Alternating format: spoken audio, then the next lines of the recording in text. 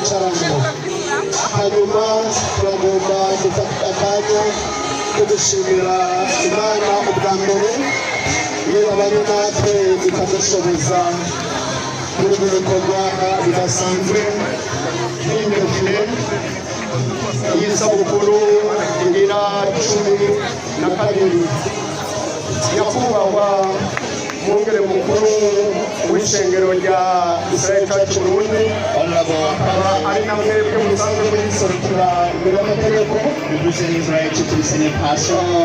bava mu nzego zitandukanye z'igihugu All the entries from different abakozi b'Imana mu nzego zitandukanye from different bose baramagura iterana Imana yabaye to the embodied seal of your deity and honor.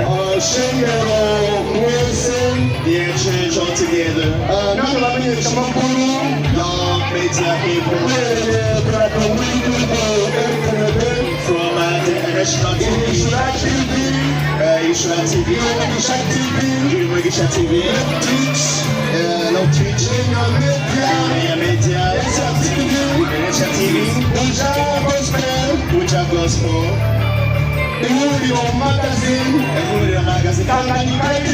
Tanganyika TV, ayo sinamategeko turashobora gukorera uyu munsi these are media and TV that we participate twese in. hamwe twagomba gufata akanya Together, I want to take this opportunity ko kubashimira to thank you all. uwaba mwungere mukuru w'ishengero Honorable Senate Pastor Israel Church Burundi, bagomba kubashimira I want to thank you once again ko mwatwizeye kugira ngo dushobore kuyoborera ibikorwa for the trust to cover this activity. bijyanye n'idofire We invite you to this parade. turashimira We thank you, sir. ntabwo zanjye turacyazikeneye Still need your aho nabonye advice. bigaragaye neza abakozi b'Imana Very social transcendent of God.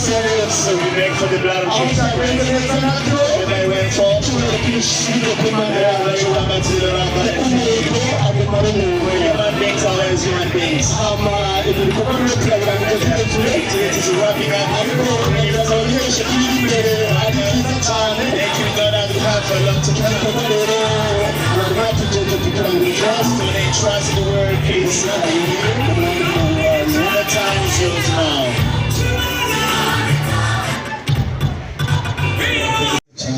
Thank you very much. Bible says obedience is better than sacrificing. I want to thank the committee and the chair of the parade. May God bless you all so much. Myself, I wasn't alone here. I'm supporting the Church of Christ in Burundi. And all the servants of God that you see out here, representing the servants of God throughout this whole edition of African Miracle Crusade. Right away, we also have a special invite from the head of state, the President of Burundi, Major General Evariste Ndayishimiye. Can we have a round of applause as we welcome him in our midst, or her in our midst? A lot of noise, joyful noise. Thank you very much. Yeah, I'm representing His Excellency the President of the Republic of Burundi in this 12th edition of African Miracle Crusade. We honorably welcome you in the same honor and dignity of His President of the Republic of Burundi. As we agree to say, I'm you, me, and where we are belongs to us. So we all belong here, you must welcome. For this sake of His Excellency now, as he has sent his special envoy.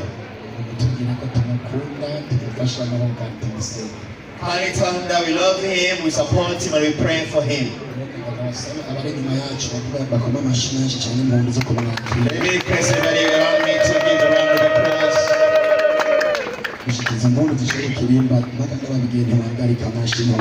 don't tell Ataya to stop, as we want to send this gentleman to the Senate House. Yeah,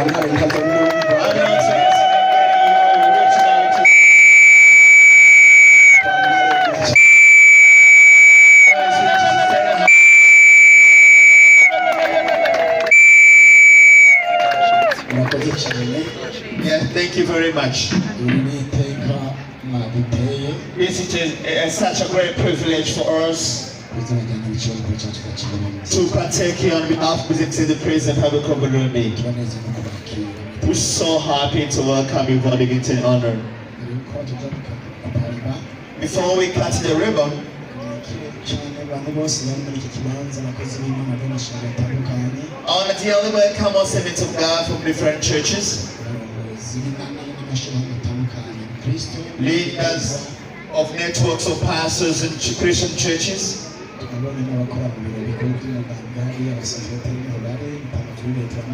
we saw secretariat from the head office of the ruling party. We see everybody here. So we also welcome them with honor and the privilege and credit as well. So we're going to be knowing one another, introduce one another once we reach the church. Dear Mama, representing His Excellency President of the Republic of Burundi. With your approval, you can make us get in as you cut the ribbon.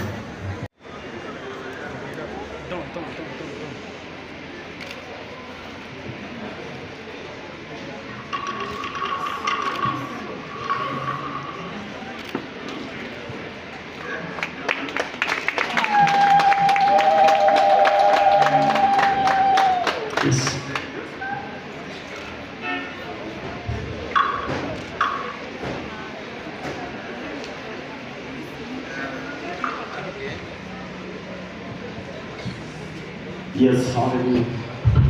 Reka tuzihaguruke n'amashimwe y'isitani mu bibanza turimo. Tuzihaguruka n'amashimwe y'isitani twakira Umuntu. Twakira Umuntu wacu. Impundu nyinshi, impundu nyinshi.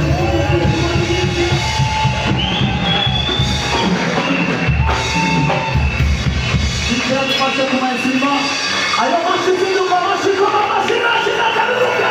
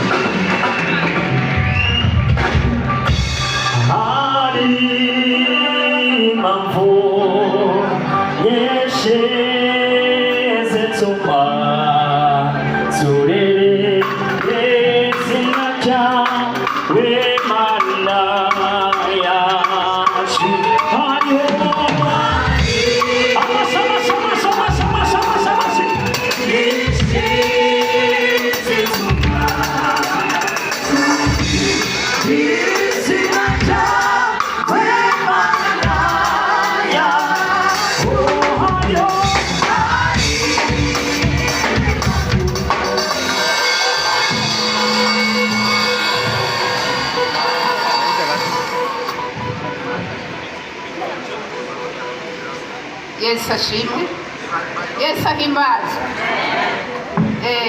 Turanezerewe cyane n'umunsi mukuru wa Afurika y'ibitangaza. Yesu ahimbaze. Ibirori birabandanya. Ubu tugeze guha ab'Imana yitwararitse uyu munsi ikabahezagiza ibifungurwa. Yesu ashimwe. Ngasoma amazina bace baza ngaha. Yesu ahimbaze. Ameri Kabura Ameri